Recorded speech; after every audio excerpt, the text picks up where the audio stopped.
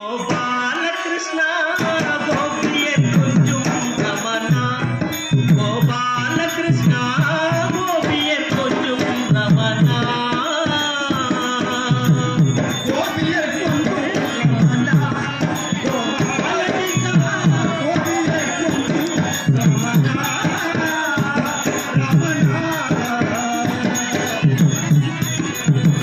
महाभारतத்தின் கண்ணா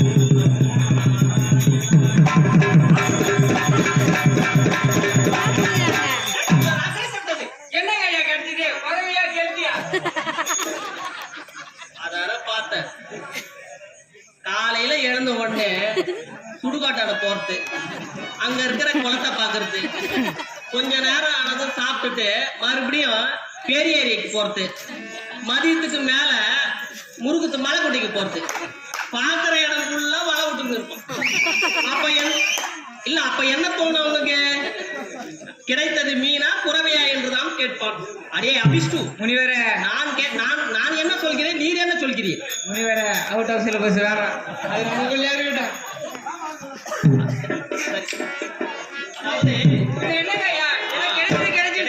என்னப்பா கிடைத்தது கழகம் என்று சொன்னேன். கழகமா? ஆமா, கழகமா? அப்படி என்றால் என்ன கேட்கிறியா?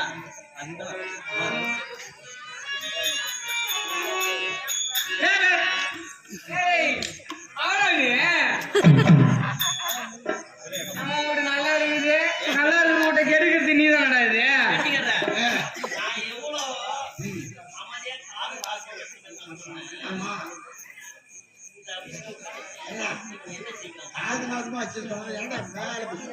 மைக்கு பக்கத்துல வச்சா காதுல கேக்குது இல்ல, இங்க கேக்குது. என்ன சொல்றது? இந்த மக்கள் எல்லாம் என்ன நினைப்பாங்க?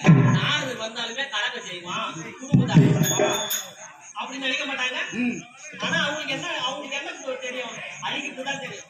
நாரதின் கலகம் நன்மையில் முடியும் என்பது உலகறிந்த நீதி. ஆகையால் கலகம் கிடைத்துவிட்டது, எனது உயிர் தப்பியது என்று கூறினேன். இப்பொழுது புரிந்ததா? புரியுது.